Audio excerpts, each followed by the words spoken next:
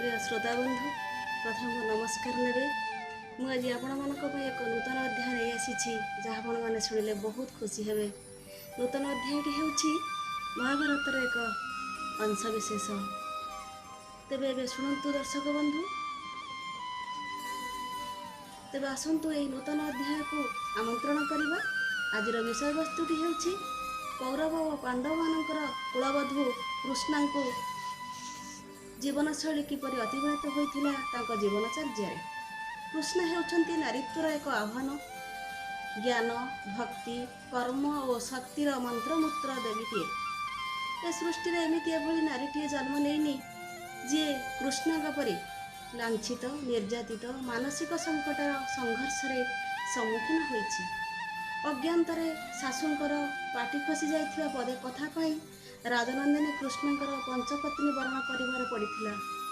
कामांध पुरुष मानक पाखरे सुंदरी नारी माने जुगे जुगे निर्यातित और अपमानित होइथिले आसुथिबार दृष्टांत मध्य मिलिछि। पारिवारिक भातृविवाद पई कुरुसभारे अनेक ज्ञानी गुणी विद्वान पुरुषों सम्मुखरे विवसन हेबार दृष्टांत इतिहास विरल। प्रातः स्मरण रे कृष्ण को नाम स्मरणीय हेले मध्य कौरव मानक द्वारा महापुरुष भोग्य बारंगना नारी भाव में निंदिता होइछंती। से हेउछंती पांडव मानकर सुख दुखर चिरसहचरी। जीवन में नाना दुख कषण सहिथिले मध्य मनोबल हराई नाहंती कृष्ण।